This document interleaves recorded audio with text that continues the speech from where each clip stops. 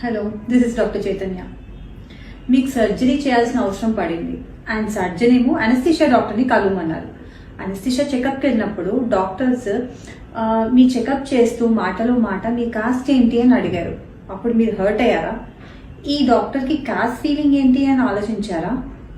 Are ఈ అనస్థిషియాకి and కాస్ట్కి ఏమైనా రిలేషన్ ఉందా అని ఆలోచించారా?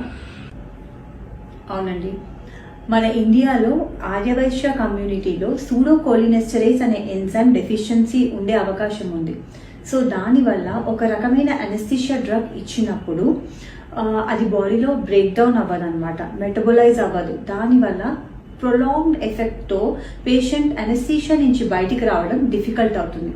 అందుకోసమే అడిగింది.